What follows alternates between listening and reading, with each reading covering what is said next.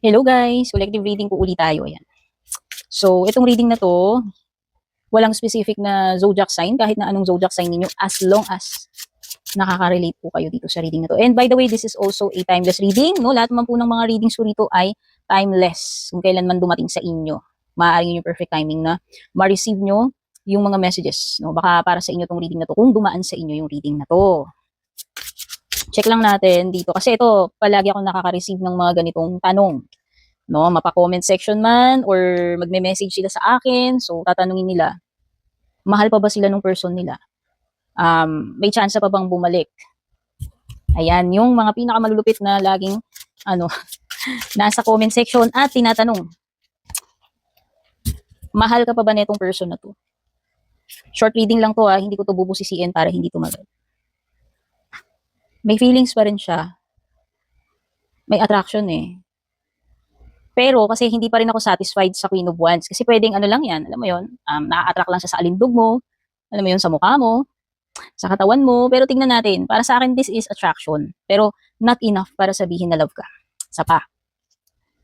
Mahal ka pa ba nitong person na to? Okay, bago ko humugot, disclaimer. This is just a tarot reading. Pag sinabi nating tarot reading, bara-baraha lamang ito, no?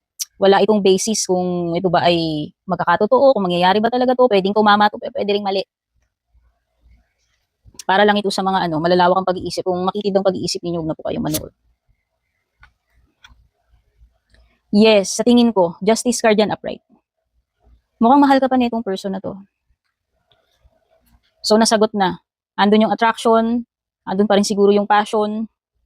Alam mo yun, yung pagkagusto niya sa'yo, pwedeng hindi pa rin naman nagbago yung paningin niya. And pwedeng may feelings pa rin siya, may pagmamahal pa rin siya.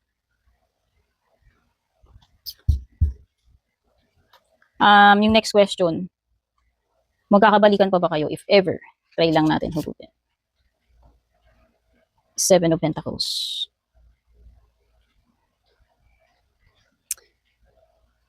Pwedeng naghihintay itong person na to Actually, nandun siya sa period ng contemplation kung worth it pa ba.